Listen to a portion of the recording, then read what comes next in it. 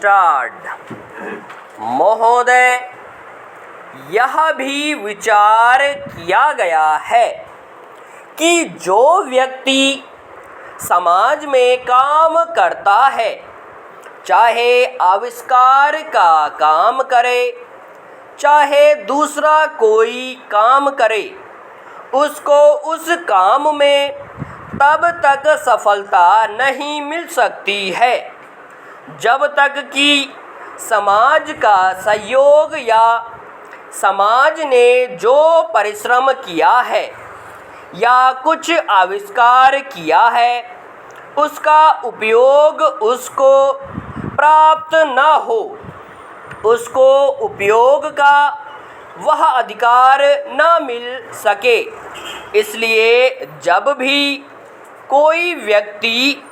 किसी वस्तु का आविष्कार करता है तो आविष्कार करने में न केवल उसका अपना परिश्रम रहता है, लेकिन साथ ही साथ समाज ने जो काम किया होता है,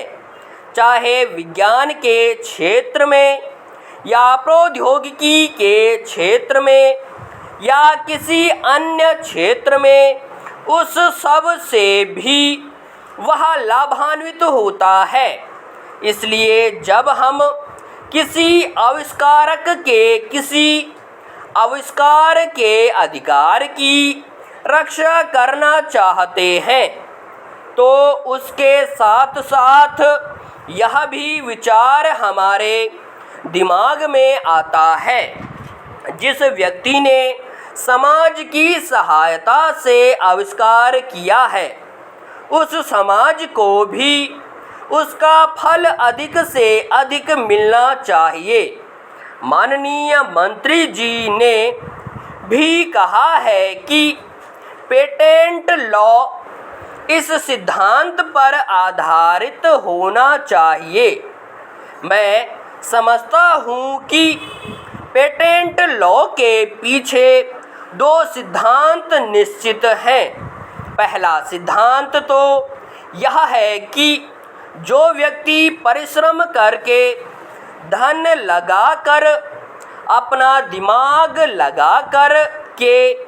किसी वस्तु का आविष्कार करता है, उसके तथा अपने परिवार के लोगों के अधिकारों की रक्षा होनी चाहिए। उसके साथ ही साथ, जैसा मैंने अभी कहा है, कोई व्यक्ति समाज में व्यर्थ में काम नहीं करता है, वरन पिछले समाज के लोगों ने जो जो काम किए होते हैं,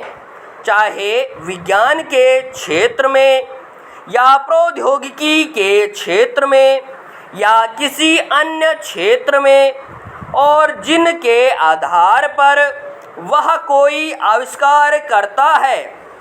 उसको उसका प्रतिफल तो मिले, लेकिन जो परिणाम हो उसका प्रतिफल समाज को भी मिलना चाहिए। मंत्री महोदय ने कहा है कि जो यह सिद्धांत है वह भी इस विधेयक के पीछे स्थापित किया गया है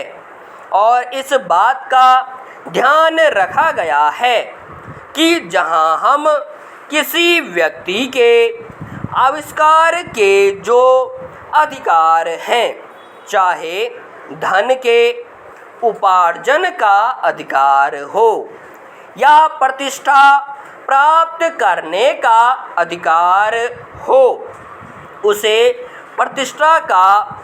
और चाहे धन का, दोनों का लाभ व्यक्ति विशेष को भी मिले।